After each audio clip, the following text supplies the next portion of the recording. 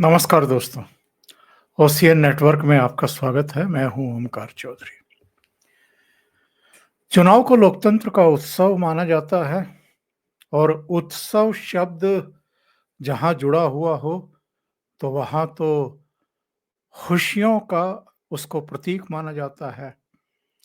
लेकिन साहब, गजब वातावरण है।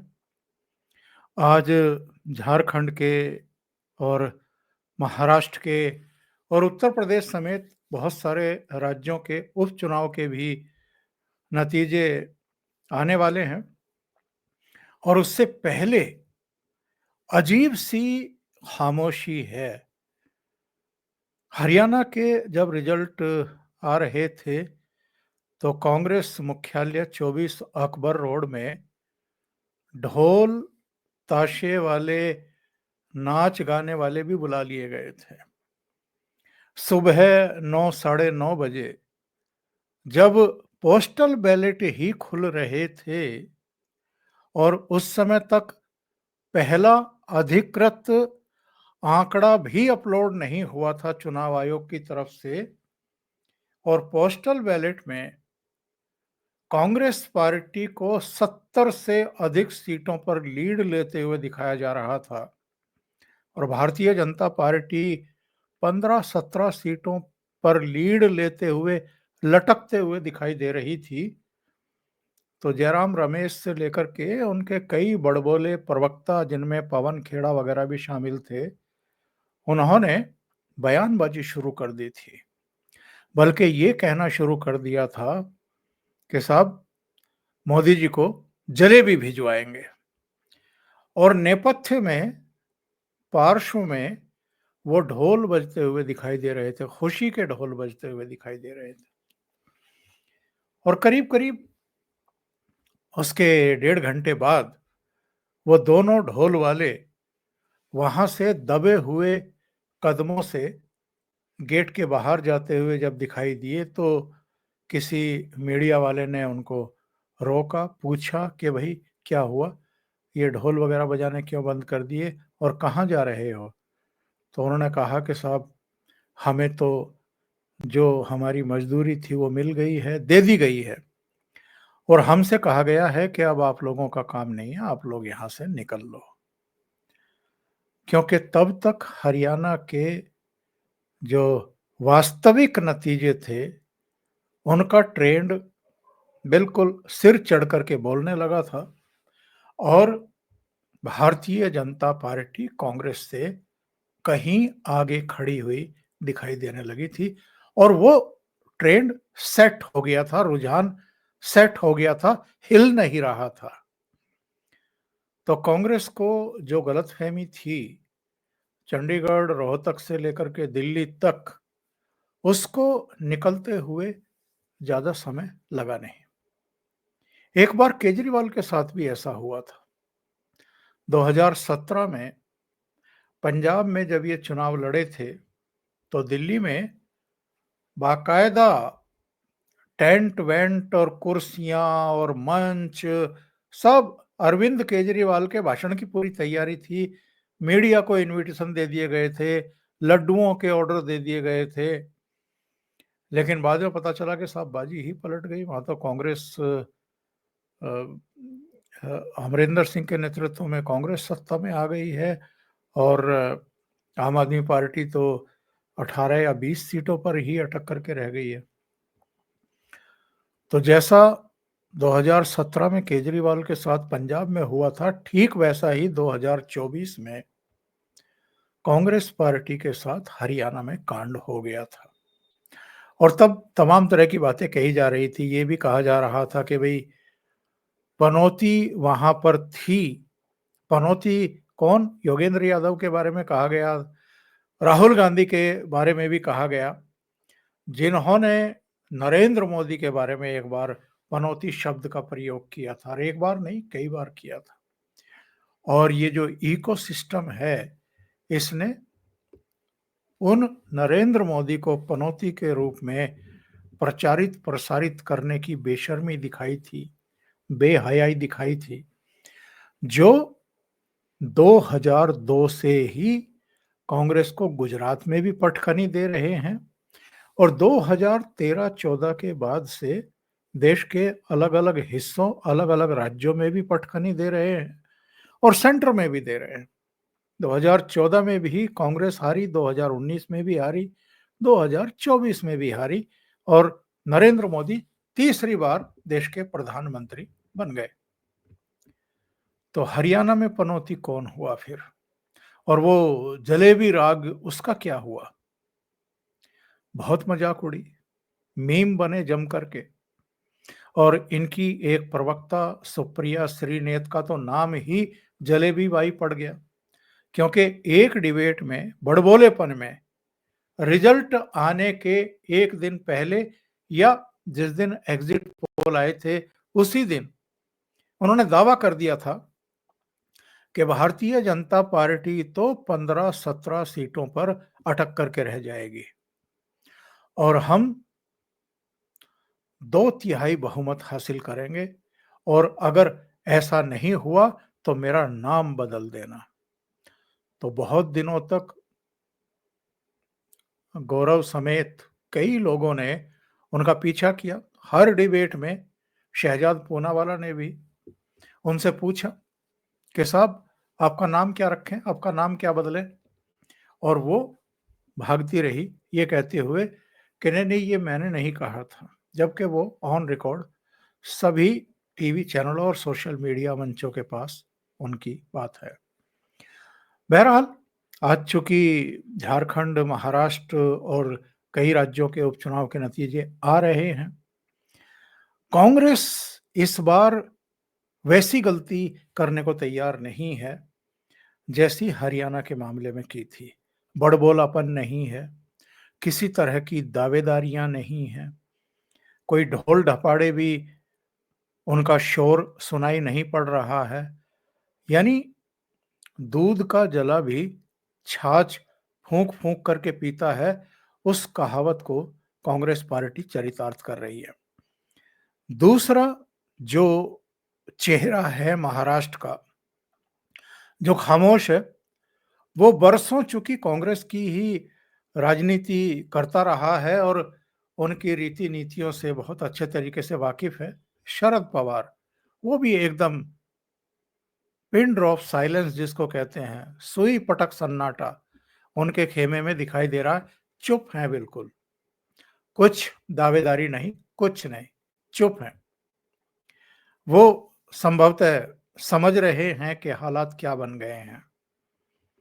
लेकिन सर्वाधिक अगर कोई वोकल है तो वो एक चेहरा है, संजय राउत। सुबह 10 बजे, साढ़े 10 बजे उनको कुछ ना कुछ बोलने की आदत पड़ी हुई है और महाराष्ट्र के मीडिया को उनके घर के दरवाजे पर के सामने आकर के अ, उनके उनका प्रसाद स्वरूप कुछ ना कुछ लेने और दिन भर उसे चलाते रहने की एक बीमारी लगी हुई है, एक आदत पड़ी हुई है। तो संजय राउत, जिनको उद्धव ठाकरे की और शिवसेना की बर्बादी के लिए मूल वजह माना जाता है, वो अभी भी चुप नहीं बैठ रहे हैं। वो अभी भी नयन मटक्का करते हुए, भवें जो हैं वो नचाते हुए कुछ कुछ दावे कर रहे हैं और इन्हीं दावों, इन्हीं बड़बोलेपन की वजह से शिवसेना ने गलती की थी 2019 में। जो उसका जो उसकी मूल पहचान थी, जो उसकी नीतियां थी, जो उसकी दृष्टि थी, जो उसके सिद्धांत थे, उनको छोड़ते हुए अगर उद्धव ठाकरे कांग्रेस पार्टी और एनसीपी के सहयोग से मुख्यमंत्री बन बैठे थे, तो उसके पीछे एक तो उनकी पत्नी का प्रेशर और सलाह मानी जाती है और दूसरे संजय राउत, जो कि उनके सलाहकार थे। तो जिनके सलाहकार संजय राउत जैसे हों, उनका क्या हश्र होता है, वो हम और आप इस समय महाराष्ट्र में देख रहे हैं। वैसे तो टिकटों पर और सीटों पर दावेदारी को लेकर के भी कांग्रेस और उद्धव सेना के बीच में तलवारें तन गई थी। त्याग किसने किया? शरद पवार ने किया। उन्होंने कहा कि हम कम सीटों पर लड़ लेंगे, आप लोग ज़्यादा सीटों पर लड़ लो। और शरद पवार जानते थे कि ये जितनी ज़्यादा सीटों पर लड़ेंगे उतनी ही ज़्यादा सीटों पर हारने भी वाले हैं। हम अगर फोकस करके कम सीटों पर भी लड़ेंगे तो हमारा जो स्ट्राइक रेट है जीत का, वो इनसे बेहतर रहेगा। बहरहाल चूंकि नतीजों का दिन है, तो नतीजों के दिन से ठीक एक दिन पहले रूबिका लियाकत के कार्यक्रम में उद्धव सेना के प्रवक्ता और कांग्रेस के प्रवक्ता तो नहीं कहूँगा, लेकिन उनके खेमे के माने जाने वाले तहसीन पूनावाला के बीच में जो हॉट टॉक हुई हैं, वो सोशल मीडिया मंचों पर वायरल होगी। उद्धव सेना के प्रवक्ता ने उनसे कह दिया कि साहब, अगर मैं देसी लहजे में कहूँ तो कांग्रेस को कोई पसंद नहीं करता है, 1% लोग भी पसंद नहीं करते हैं। ये तो उद्धव ठाकरे की एक तरीके से जिद थी कि हम कांग्रेस के साथ मिलकर के चुनाव लड़ेंगे, वरना कोई फायदा नहीं है। तो इस पर तहसीन पूनावाला किस तरह फट पड़े उनके ऊपर। और चूंकि उद्धव सेना की तरफ से ये दावेदारी भी की जा रही है कि साहब मुख्यमंत्री तो हमारा बनेगा, उधर नाना पटोले ने कह रखा है कि मुख्यमंत्री कांग्रेस का बनेगा, क्योंकि कांग्रेस ज्यादा सीटों पर लड़ रही है, उसकी ज्यादा सीटें आने वाली हैं। वैसे तो शरद पवार ने भी यही कहा है कि जिसकी ज्यादा सीटें आएंगी उसका मुख्यमंत्री बनेगा। लेकिन शिवसेना की तरफ से, संजय राउत की तरफ से, उनके प्रवक्ताओं की तरफ से मतगणना के पहले दिन से ही फिर से एक स्टैंड ले लिया गया कि शिवसेना का मुख्यमंत्री बनेगा। वैसे तो एमवीए को बहुमत मिलने नहीं जा रहा है।